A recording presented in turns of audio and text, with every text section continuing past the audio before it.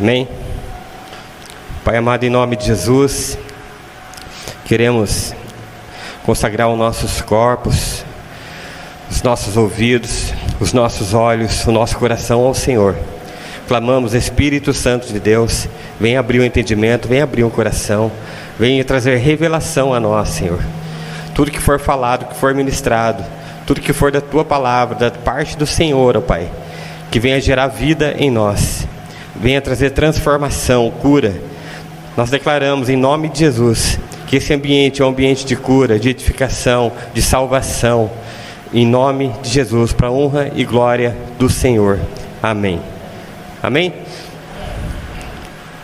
Gostaria de pedir para você abrir comigo no Evangelho de João, no capítulo 3.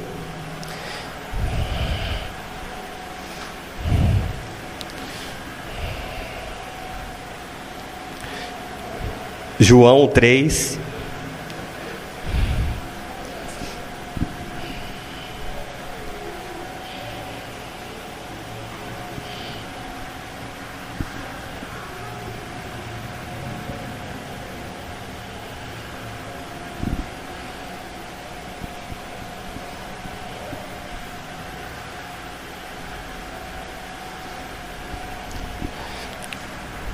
João 3 vai falar do encontro de Jesus com Nicodemos. Nicodemos, que era um religioso da época, era um mestre da época. Alguém, uma pessoa que era dedicada ao Senhor, que estava com a sua vida entregue às atividades religiosas, a ida ao templo, ao ensinamento. Para ser mestre, naquela época não era fácil não, era muita dedicação, e começava desde criança. E aí, um certo dia, esse Nicodemos, que era uma pessoa respeitada pela religião, teve um encontro com Jesus. E aí, a palavra de Deus diz assim: havia um fariseu chamado Nicodemos, uma autoridade entre os judeus. Ele era uma autoridade, irmãos. Ele era uma pessoa que realmente era dedicado às coisas do Senhor. Versículo 2: ele veio a Jesus à noite e disse: Mestre, sabemos que ensinas da parte de Deus, pois ninguém pode realizar os sinais miraculosos que estás fazendo, se Deus não estiver com ele. Aqui, vamos devagar, irmãos, para a gente já ir meditando na palavra. Ele chega a Jesus, ele fala: sabemos que você ensina, Jesus, você ensina da parte de Deus, porque os sinais que você faz, se não for da parte de Deus, isso não era possível, porque Jesus ia passando, ele ia curando, ia fazendo os milagres, estava ressuscitando os mortos, estava causando transformação de vida. E aí no versículo 3, em resposta, Jesus declarou: digo-lhe a verdade, ninguém pode ver o reino de Deus se não nascer de novo. Olha que Jesus fala para ele: ninguém pode ver o reino de Deus se não nascer de novo. Aí Nicodemos foi e perguntou para Jesus, versículo 4: como alguém pode nascer de novo sendo velho? É claro que não pode entrar pela segunda vez no ventre de sua mãe e renascer. Nicodemos faz uma piada com Jesus: como que eu vou nascer de novo? Eu já sou velho, já tenho longa idade. Como que eu vou voltar para o ventre da minha mãe? E no versículo 5, Jesus respondeu: digo-lhe a verdade, ninguém pode entrar no reino de Deus se não nascer da água e do Espírito. O que nasce da carne é carne, mas o que nasce do Espírito é Espírito. Não se surpreenda pelo fato de eu ter dito: é necessário que vocês nasçam de novo. O vento sopra onde quer, você o escuta, mas não pode dizer de onde vem nem para onde vai. Assim acontece com todos os nascidos do Espírito. Perguntou Nicodemos: como pode ser isso? Disse Jesus: você é mestre em Israel e não entende essas coisas? Asseguro-lhe que nós falamos do que conhecemos e testemunhamos do que vimos. Mas mesmo assim, vocês não aceitaram o nosso testemunho. Eu falei de coisas terrenas e vocês não creram. Como crerão se lhes falar de coisas celestiais? Ninguém jamais subiu ao céu, a não ser aquele que veio do céu, o Filho do Homem. Da mesma forma como Moisés levantou a serpente no deserto, assim também é necessário que o Filho do Homem seja levantado, para que todo o que nele crê tenha a vida eterna. Porque Deus tanto amou o mundo que deu o seu Filho unigênito, para que todo o que nele crê não pereça, mas tenha a vida eterna. Pois Deus enviou o seu Filho ao mundo, não para condenar o mundo, mas para que este fosse salvo por meio dele. Quem nele crê não será condenado, mas quem não crê já está condenado, por não crer no nome do Filho unigênito de Deus. Amém?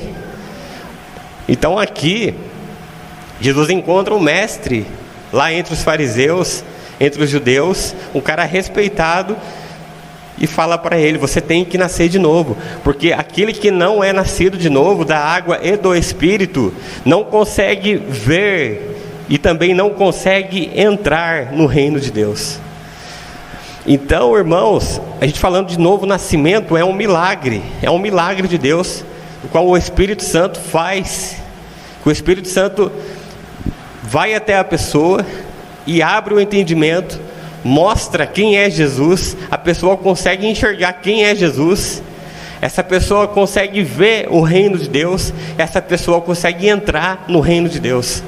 Toda vez que uma pessoa procura Jesus, ela não está indo, não vai chegar um momento que ela vai querer receber o Espírito Santo, porque se ela foi atrás de Jesus, é porque ela viu Jesus, porque o Espírito Santo já fez a obra.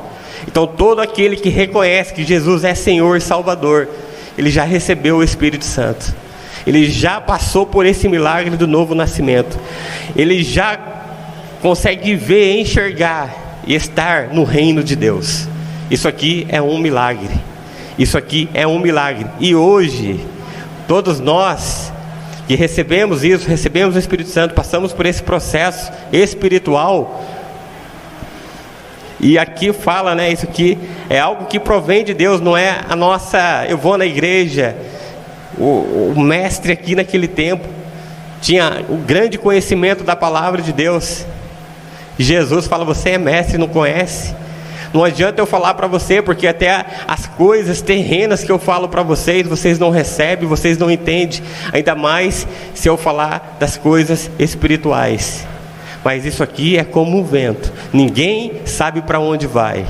Às vezes ouvimos um barulho do vento, não sabemos de onde ele está vindo. Assim é o Espírito Santo, trazendo a revelação de quem é Jesus, trazendo a nós para a presença de Deus, para o reino de Deus. E hoje nós somos filhos, e nós somos herdeiros de Deus. João 1,12, olha que fala João 1,12: contudo, aos que receberam, aos que creram em seu nome, deu-lhes o direito de se tornarem filhos de Deus. João 1,12. Hoje nós somos filhos de Deus. Filhos de Deus. E quando eu falo de herdeiros, Romanos 8,17, se somos filhos, então somos herdeiros, herdeiros de Deus e co-herdeiros com Cristo.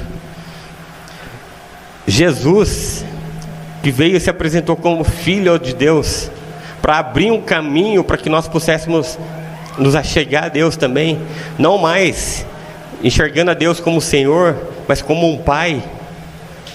Hoje, a palavra de Deus, né, Romanos 8,17, ele é claro em falar que hoje nós somos herdeiros também. Tudo aquilo que foi prometido e se cumpriu na vida de Jesus, pode se cumprir na nossa vida, porque nós somos herdeiros.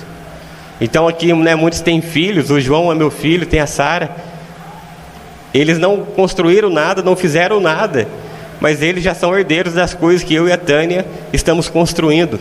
Um dia nós vamos partir dessa terra e eles vão receber, porque eles são herdeiros, sem precisar fazer nada, mas porque simplesmente são filhos. E Deus, Ele tem promessas e tem coisas para nós.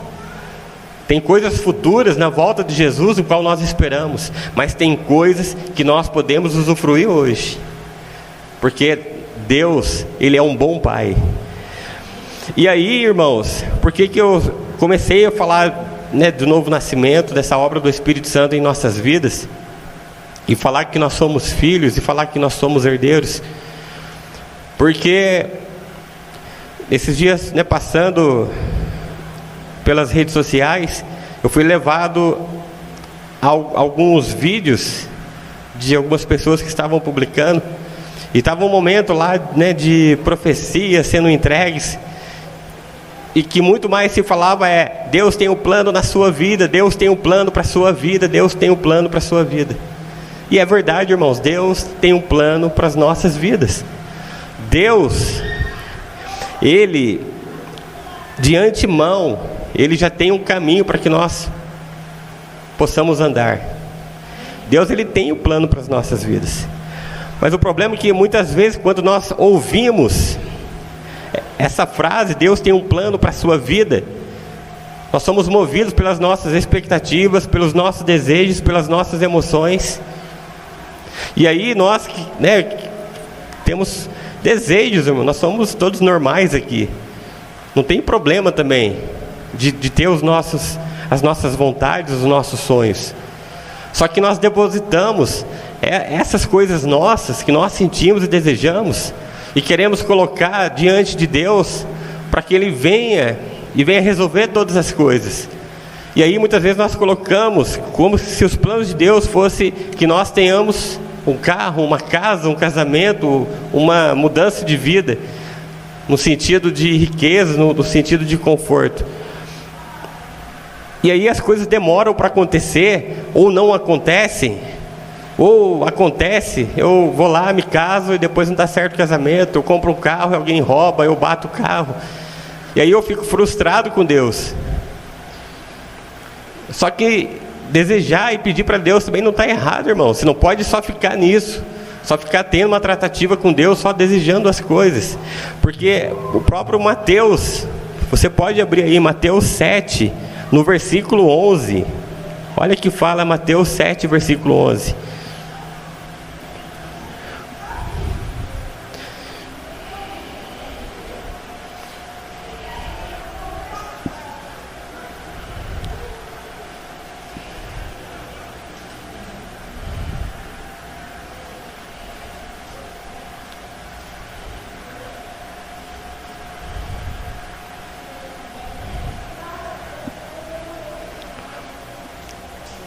Se vocês, apesar de serem maus, sabem dar boas coisas a seus filhos, quanto mais o Pai de vocês, que está nos céus, dará coisas boas aos que lhe pedirem. Então aqui Deus está falando, eu e você, que nós somos maus. Deus fala que nós somos maus, e nós buscamos dar as coisas boas para os nossos filhos. É um aniversário, a gente quer fazer às vezes uma festinha, dar um jeitinho, quer dar um presente de aniversário, quer dar um presente de Natal, quer comprar uma roupa, quer fazer algo para agradar os nossos filhos, quer comprar passa um picolé ali, a gente se vira, conta as moedinhas. Quantas vezes a gente não fez isso? Procura lá no fundo da gaveta as moedinhas e quer agradar. E quanto mais Deus, que é bom, Deus, Ele sim, às vezes Ele nos presenteia. Então não tem problema também, não pode ir para o extremo. Então eu não posso pedir nada para Deus. Pode pedir, irmãos. Como eu falei, só coloque o coração no lugar. Porque Deus, pode ter certeza disso, aquilo que nós precisamos, Ele vai nos abençoar.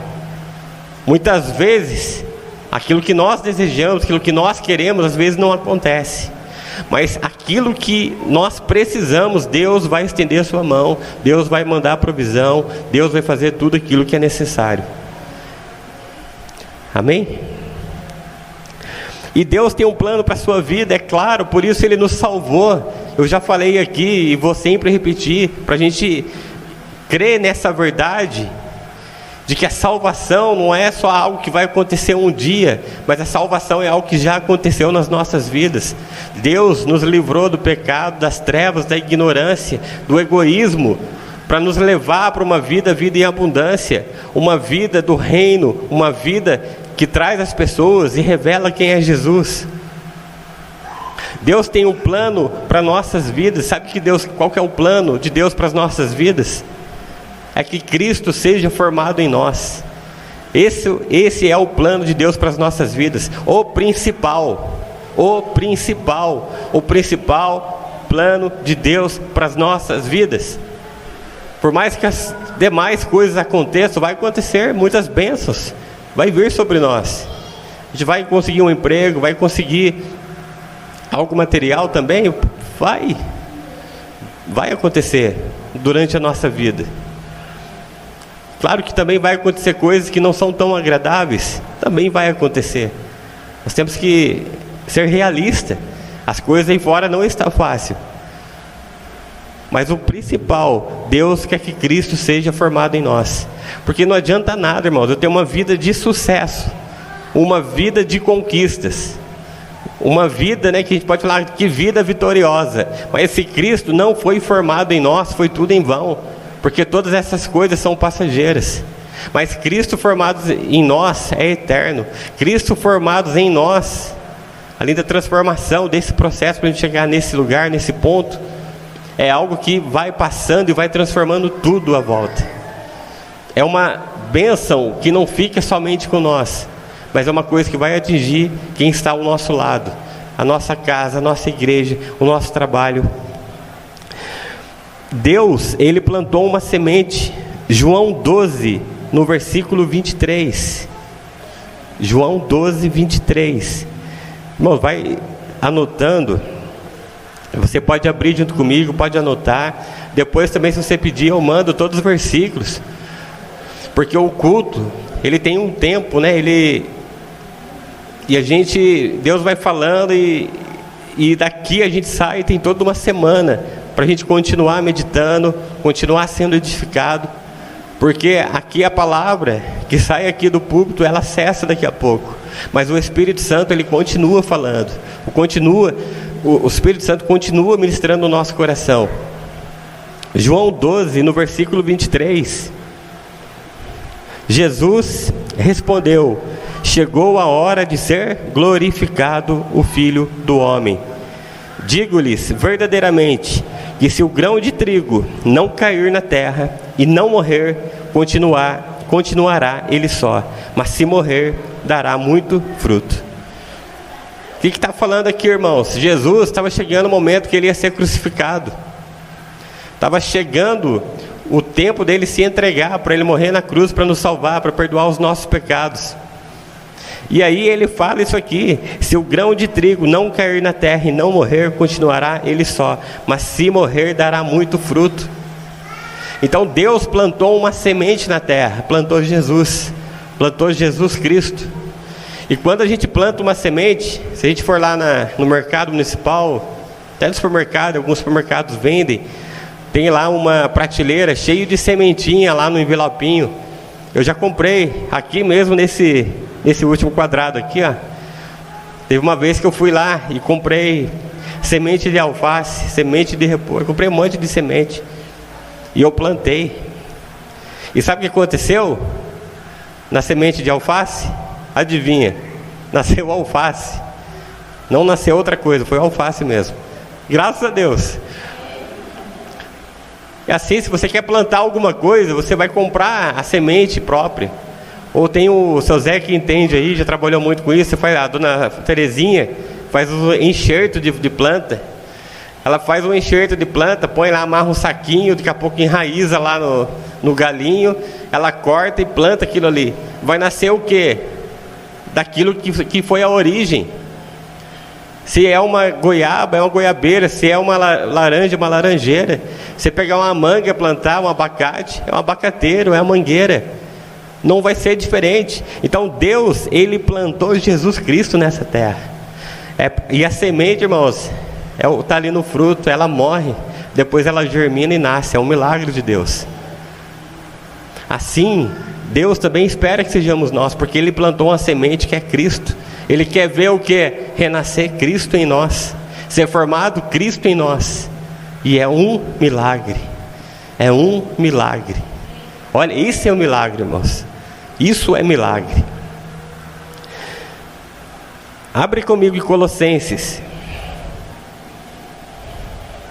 no capítulo 1. Vamos ler um pouquinho. Tudo isso que eu falei está aqui. Colossenses, capítulo 1.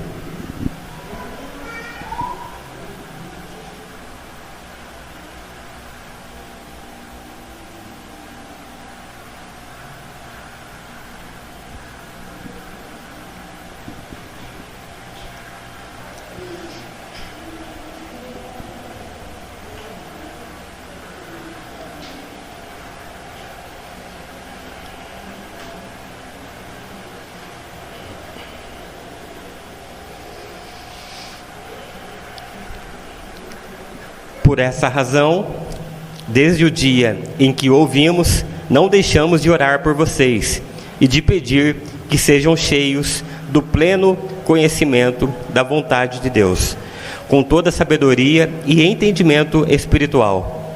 E por isso, para que vocês vivam de maneira digna do Senhor e em tudo possam agradá-lo, frutificando em toda boa obra, crescendo no conhecimento de Deus e sendo fortalecidos com todo o poder de acordo com a força da sua glória, para que tenham toda a perseverança e paciência com alegria, dando graças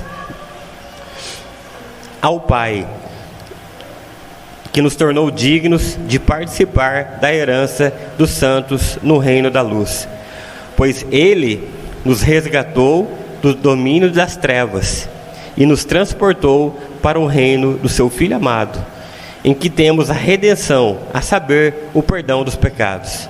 Ele é a imagem do Deus invisível, o primogênito de toda a criação, pois nele foram criadas todas as coisas nos céus e na terra, as visíveis e as invisíveis, sejam tronos ou soberanias, poderes ou autoridades. Todas as coisas foram criadas por Ele e para Ele. Ele é antes de todas as coisas e nele tudo subsiste. Ele é a cabeça do corpo, que é a igreja, e o princípio e o primogênito dentre os mortos, para que em tudo tenha a supremacia. Pois foi do agrado de Deus que nele habitasse toda a plenitude, e por meio dele reconciliasse consigo todas as coisas, tanto as que estão na terra quanto que estão no céu, estabelecendo a paz pelo seu sangue derramado na cruz. Antes, vocês estavam separados de Deus, e em suas mentes eram inimigos por causa do mau procedimento de vocês. Mas agora Ele nos reconciliou pelo corpo físico de Cristo, mediante a morte, para apresentá-los diante dele santos, inculpáveis e livres de qualquer acusação, desde que continuem alicerçados e firmes na fé, sem se afastarem da esperança do Evangelho, que vocês ouviram e que tem sido proclamado a todos os que estão debaixo do céu. Este é o Evangelho do qual eu, Paulo, me tornei ministro. Agora me alegro em meus sofrimentos por vocês e completo no meu corpo o que resta das aflições de Cristo, em favor do seu corpo, que é a igreja. Dela me tornei ministro de acordo com a responsabilidade por Deus a mim atribuída, de apresentar-lhes plenamente a palavra de Deus, o ministério que esteve oculto durante épocas e gerações, mas que agora foi manifesto a seus santos. Presta atenção agora no versículo 27. A eles quis dar a conhecer entre os gentios a gloriosa riqueza deste mistério, que é Cristo em vocês, a esperança da glória. Nós o proclamamos, advertindo e ensinando que a cada um com toda a sabedoria, a fim de que apresentemos todo homem perfeito em Cristo. Para isso meu esforço, lutando conforme a sua força que atua poderosamente em mim. Então tudo que Deus fez, tudo que é Jesus, a plenitude de Deus, que Cristo é antes da fundação do mundo, por Ele foram criadas todas as coisas. Cristo em nós, a esperança da glória. Cristo em nós, a esperança da glória. Nós vamos à igreja, nós estamos conectados com Deus. Deus não quer eu e você melhorado. Irmãos, sabe quando você vai usando uma coisa na casa da gente, chega uma hora que não dá mais? Sabe, em casa já teve máquina de lavar roupa. Começa a fazer uns barulhos meio estranhos, aí enferruja lá o pezinho, você tem que pôr um calço, porque senão vai tombar. Daqui a pouco começa a vazar água, a mangueira depois quebra, você tem que dar um jeito, tentar trocar. Irmãos, você vai tentando melhorar aquilo ali, mas não tem jeito. Não tem jeito. Você tem que ir lá e comprar uma máquina nova. Foi que muito custo a gente fez lá em casa. Comprou uma máquina nova, acabou o problema. Deus não quer eu e você melhorados. É Cristo em nós, a esperança da glória. É Cristo em nós, a esperança da glória. Eu vou ler aqui, depois você marca, você lê. 2 Coríntios 3, no versículo 18. E todos nós, que com a face descoberta, contemplamos a glória do Senhor, segundo a sua imagem, estamos sendo transformados com glória cada vez maior, a qual vem do Senhor, que é o Espírito. Tem uma versão aqui, Almeida: somos transformados de glória em glória, na mesma imagem, como pelo Espírito do Senhor. Então o Espírito Santo hoje, ele tem essa função. Se nós abrirmos o nosso coração, se nós abrirmos realmente o nosso coração, porque Deus a todo instante Ele quer nos ensinar as coisas. Ele usa as crianças, usa um bebê, usa uma pessoa na rua. Você liga a televisão, você abre a internet, tem coisa boa sim, viu, irmãos? Sem extremismo aqui. Internet, celular não presta, não, tem coisa boa lá. É só você saber usar. Então Deus a todo instante, Ele quer nos ensinar, Ele quer nos transformar, Ele quer construir justamente Cristo em nós. Deus não nos deixou desamparados. Deus pensou em todas as coisas.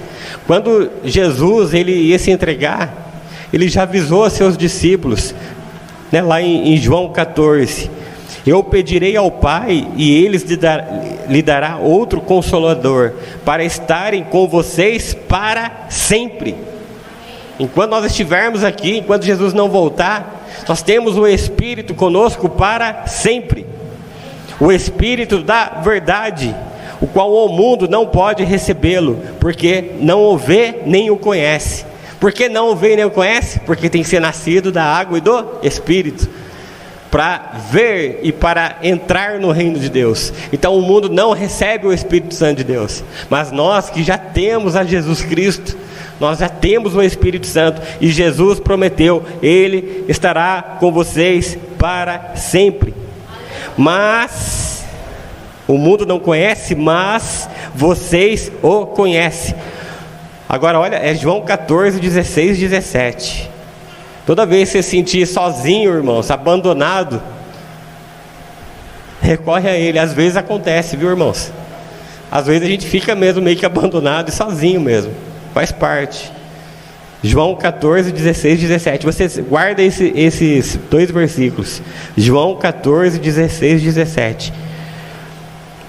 Pois vocês o conhecem, pois Ele vive com vocês e estará em vocês. Olha para o irmão do lado e fala: o Espírito Santo vive com vocês, vive com você e está em você. Olha, irmãos, que maravilha isso! Se Jesus prometeu, Ele cumpriu. Essa é uma verdade. Essa é uma verdade. O Espírito Santo vive com vocês e estará com vocês, para nos transformar, para trazer a natureza dos céus, a natureza de Cristo, para vir moldando a nós. Essa transformação, irmãos, é uma transformação que acontece na minha pessoa, na sua pessoa, de uma maneira particular. Porque quando Deus trata conosco, o Espírito Santo vem tratar conosco, está tratando o nosso caráter, aqueles traços do velho homem, do Adão, do homem pecaminoso, para trazer a natureza de Cristo em nós. E ao mesmo tempo que trata também com a igreja, que é o corpo de Cristo, do qual nós fazemos parte. Eu peço para você abrir comigo em Gálatas, no capítulo 5.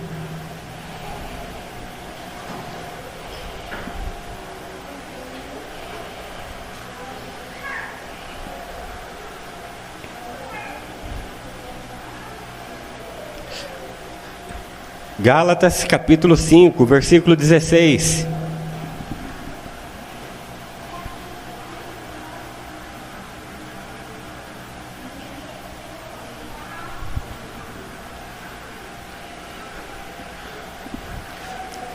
Por isso digo, vivam pelo Espírito, e de modo nenhum satisfarão os desejos da carne. Pois a carne deseja o que é contrário ao Espírito, e o Espírito o que é contrário à carne. Eles estão em conflito um com o outro, de modo que vocês não fazem o que desejam. Mas se vocês são guiados pelo Espírito, não estão debaixo da lei. Versículo 19. Ora, as obras da carne são manifestas: imoralidade sexual, impureza, libertinagem, idolatria, feitiçaria, ódio, discórdia, ciúmes, ira, egoísmo, dissensões, facções, inveja, embriaguez, orgias e outras coisas semelhantes. Eu os advirto, como antes já os adverti, que os que praticam essas coisas não herdarão o reino de Deus. Versículo 22. Mas o fruto do Espírito é amor, alegria, paz, paciência, amabilidade, bondade, fidelidade, mansidão, domínio próprio. Contra essas coisas não há lei. Os que pertencem a Cristo Jesus crucificaram a carne como as suas paixões e os seus desejos. Se vivemos pelo Espírito, andemos também pelo Espírito. Não sejamos presunçosos, provocando uns aos outros e tendo invejas um dos outros. Então aqui, irmãos, são frutos do Espírito, não são frutos nossos. Porque na nossa carne o que vai sair é essas coisas do versículo 19: discórdia, ciúmes, ira, egoísmo. Mas quando Cristo vai nascendo em nós através do Espírito Santo, as coisas são naturais. Nós falamos aqui de plantar um pé de laranja, não faz força para dar uma laranja. A laranja simplesmente nasce ali. A semente, por um milagre de Deus, de alface, vai sair ali, vai dar um alface bonito, que a gente vai lá comprar no Mercadão. O seu Zé passou lá hoje para comprar. Por quê? É da natureza dela. Então, se nós temos o Espírito Santo, se Jesus prometeu e falou que Ele estará conosco, que estará em nós, se nós estivermos nos movimentando no reino, nas coisas de Deus, nos pensamentos de Deus, né? A todo instante, irmãos. A gente tem uma vida, trabalha, tem casa, né? Mulher ainda mais complicado ainda, é filhos, é isso, é aqui, não para, às vezes trabalhar fora é mais complicado ainda. Mas você está lá trabalhando, você está meditando, o Espírito Santo vem falando para você, vem recordando da palavra de Deus. Assim, quando possível, um louvor, a todo instante você está em contato com as coisas de Deus. Alguém veio falar com você, você busca discernir, é Deus falando comigo, é Deus me mostrando, é Deus me ensinando. Isso aí o Espírito Santo vai gerando em nossa vida de Deus, a natureza de Deus, para que as coisas, os frutos do Espírito Santo venham a florescer. E são todas essas coisas: bondade, amabilidade, bondade, fidelidade, mansidão, domínio próprio. Eu posso me esforçar, porque eu sou inteligente, você é inteligente. A gente vai evitar de fazer coisas, porque pode dar maior problema, confusão na família, no trabalho. Se não for trabalhar amanhã, você é demitido. Se eu fazer uma coisa errada, a Tânia vai criar caso comigo, vai querer me pôr para fora de casa. Então eu sou inteligente, eu não vou fazer essas coisas erradas, porque vai ter consequência. Mas quando a gente fala de frutos do Espírito Santo, eu não faço porque eu estou evitando o problema, porque eu sou inteligente, mas porque a natureza de Deus está fluindo na minha vida. Eu não ajudo uma pessoa para me sentir bem, eu não ajudo uma pessoa porque Deus mandou fazer, eu vou lá fazer. Não, quando é fruto do Espírito, a bondade de Deus está fluindo em mim. Eu faço porque Deus é bom e eu vou ser bom também. Eu estou só repetindo aquilo que eu recebi do meu Pai. É isso. Frutificar no Espírito Santo não é uma coordenação, algo que parte de nós, mas Deus nos movimentando e a gente agindo, porque é a nossa nova natureza que nós recebemos do Espírito Santo. Eu não me esforço para isso. Misericórdia. Eu não ajudo porque vou ajudar, porque não, porque Deus é misericordioso. Eu perdoo porque Deus é misericordioso e Ele perdoa. Ele nos perdoou, nós não merecíamos. Então por que eu não vou perdoar? Mas se eu me esforçar, eu posso até perdoar. Mas se eu frutificar no Espírito Santo, o perdão vai transcorrer, vai ser mais suave. Vai ser algo que vai acontecer e vai ser algo que vai mudar mesmo a situação, irmãos. Vai transformar a situação. Quando é algo forçado, quando é criança, briga, chama, vai lá, pede desculpa para um amiguinho, pede desculpa para o outro amiguinho. Pediu desculpa, o outro entendeu que pediu desculpa, mas todo mundo viu, foi algo forçado, foi algo na marra. Mas quando nós estamos frutificando no Espírito Santo, eu vou lá pedir para o irmão, pedir perdão para o irmão, porque o que eu falei, eu acho que não foi legal. O que eu pensei não foi legal. Como eu agi não foi legal. Então eu vou lá e vou com uma disposição, com o coração aberto, transcorrendo mesmo de uma maneira natural, uma natureza do reino dos céus. Vocês entendem, irmãos? Vocês já não passaram, você já não fez isso às vezes meio forçado, meio eu vou fazer porque senão já viu, porque senão Deus está vendo, ou porque por qualquer motivo, não importa. Mas quando é Deus que fala com você, é algo que o Espírito Santo move eu e você de fazermos, como é diferente. E como a consequência é diferente. É totalmente diferente. Porque foi algo, irmão, que realmente foi transformador. Amém? Então, essa questão de frutos do Espírito Santo, vai tratar o nosso caráter, vai tratar nós como pessoas, vai trazer a natureza de Cristo, trazendo para fora. Amém? E nós como igreja também, nós como igreja precisamos estar... A igreja é maravilhosa, porque a igreja fala do relacionamento, né? Eu e Deus, você e Deus, fala de um relacionamento entre eu e você, e fala de um relacionamento de nós, eu e você, nós, com a sociedade. Se faltar uma parte aqui, não é igreja. Então tem que ter um relacionamento, eu e Deus, você e Deus. Tem que ter um relacionamento, eu e você, você e eu, né, entre os irmãos. E tem que ter um relacionamento com a sociedade. Tirou qualquer coisa aqui, não é igreja. Porque a igreja toca o necessitado, a viúva, as crianças, o adolescente, o jovem, é ação social, é ensino para a vida. Não vem aqui para falar das coisas de Deus, falar só do espiritual. Deus, ele tinha Jesus tinha um equilíbrio. Jesus, ele era homem, amém? Jesus era Deus. Então isso aqui é para trazer para nós um equilíbrio. Então naquilo que é da humanidade, nós temos que trabalhar.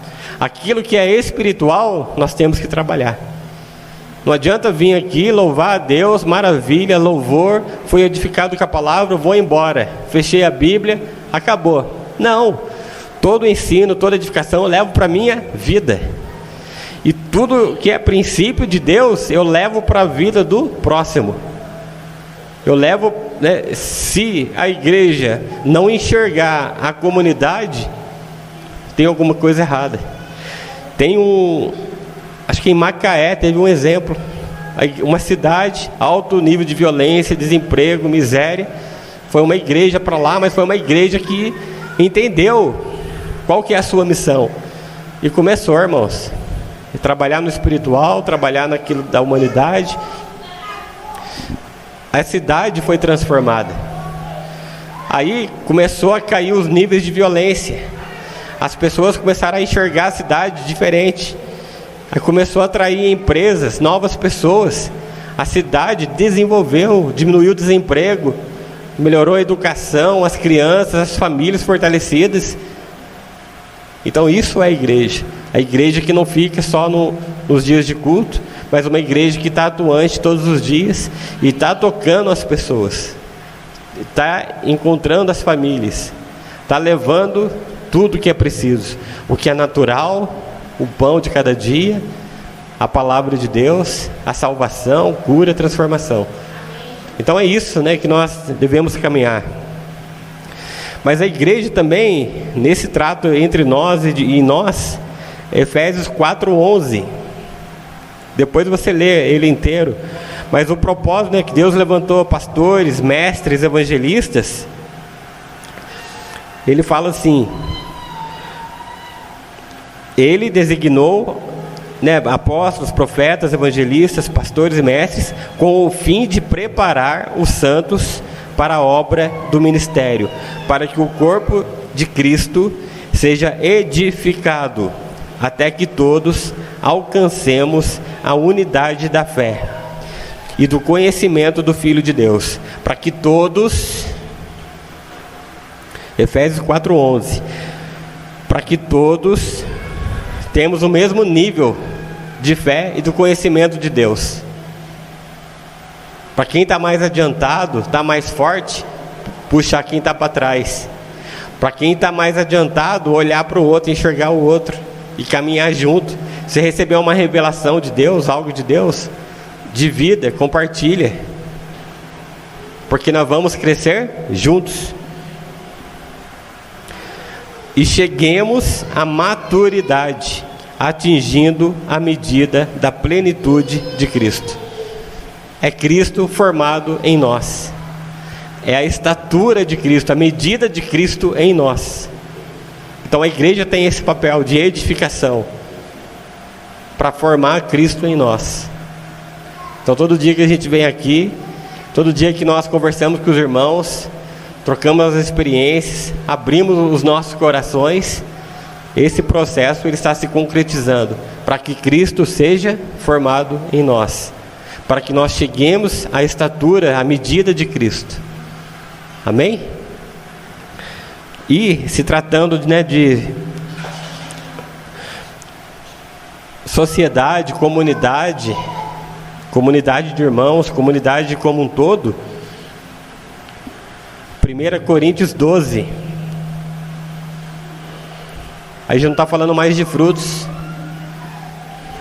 porque os frutos, como eu falei, está falando de caráter. Aí agora está falando de dons. Dom, sabe o que está falando? De serviço. Servir. Porque o maior exemplo que nós temos foi Cristo, que veio para servir. Amém? Cristo veio para servir.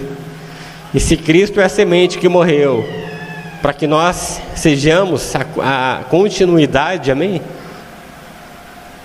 É para servir. E 1 Coríntios 12, no versículo 4,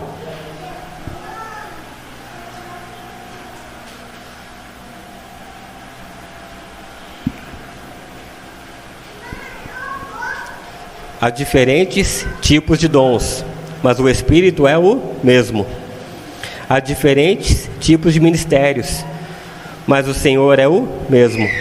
Há diferentes formas de atuação, mas o mesmo Deus que efetua tudo em todos. A cada um, porém, é dada a manifestação do Espírito, visando ao bem comum. Pelo Espírito, a um é dado a palavra de sabedoria.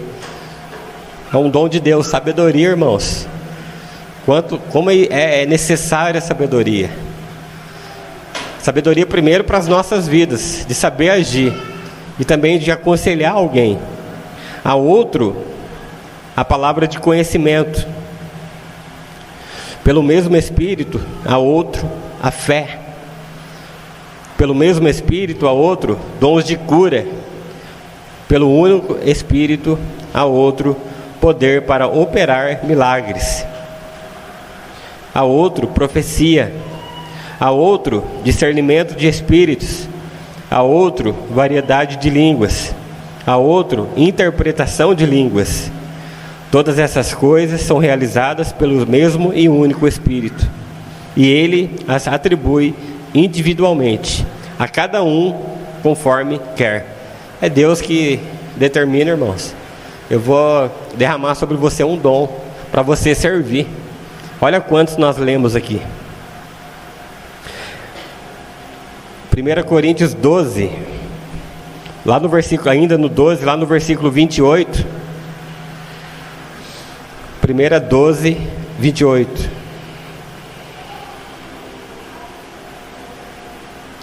Assim, na igreja, Deus estabeleceu, primeiramente, apóstolos, em segundo lugar, profetas, em terceiro, mestres, depois, os que realizam milagres, os que têm dom de curar, os que têm dom de prestar ajuda. Aí é o dom de Deus. Às vezes a gente fica, né? Eu não falo em línguas, eu não interpreto línguas, eu não tenho o dom de curar alguém. Tem um dom aqui, que é de prestar ajuda e ajudar as pessoas. É um dom de Deus. Tem pessoas que não têm esse dom, mas de repente você tem esse dom. Então tem que fluir, porque o dom é para servir. Os que têm dons de administração, os que falam diversas línguas, são todos apóstolos, são todos profetas, são todos mestres? Têm todos dom de realizar milagres, ou dom de curar, ou de falar em línguas? Todos interpretam? Entretanto, busquem, aqui uma palavra para nós, busquem com dedicação os melhores dons. Passo agora a mostrar-lhes um caminho ainda mais excelente. Depois eu vou ler um outro versículo para você ter mais dons aqui, 1 Pedro 4, no versículo 8.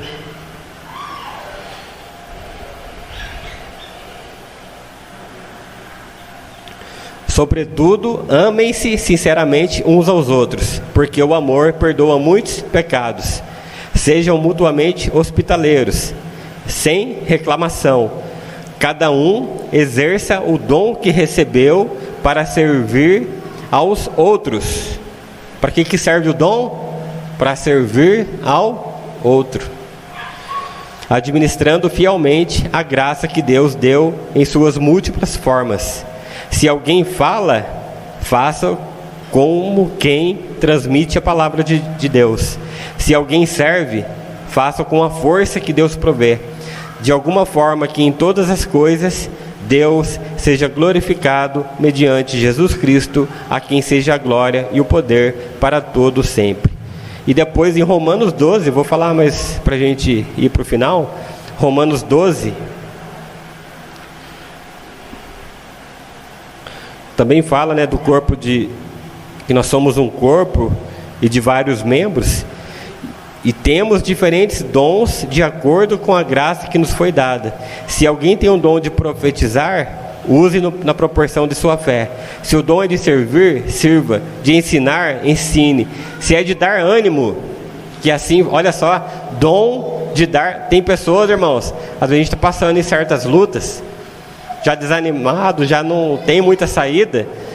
O Romanos 12 aqui está falando, ó, tem um dom aqui, dom de dar ânimo, de animar as pessoas. Quem já foi animado por alguém algum dia? Às vezes Deus usa essas pessoas, irmãos. Então Deus sabe, Deus é sábio, Deus sabe o que faz, distribui para as pessoas certas. E nós devemos buscar os melhores dons, porque Deus, vendo no nosso coração esse desejo, a nossa disposição em servir, e segundo a vontade dEle, Ele pode nos abençoar. Se é de dar ânimo, que assim faça. Se é de contribuir, que assim contribua generosamente. Aqui nós temos um exemplo disso. Tem pessoas que ofertaram dinheiro para ter esse lugar aqui. Por quê? Deus deu um dom, o dom de contribuir. E pessoas vieram aqui e pegou rescisão de trabalho, pegou salário, e veio aqui ofertar ao Senhor. E hoje nós temos aqui um lugar, graças a Deus. Porque uma pessoa com dom agiu, serviu o corpo. Se é de exercer liderança, que exerça com zelo. Se é de mostrar misericórdia, que faça com alegria. O amor deve ser sincero. Odeie o que é mal, apegue-se o que é bom. Deus tem um plano, irmãos. Deus tem um propósito para a sua vida. Deus tem um plano para a sua vida. Cristo em vós, a esperança da glória. Cristo em nós, a esperança da glória. Nós temos os frutos, nós temos os dons. Nós temos o fruto para tratar do nosso caráter. Nós temos os dons para servir.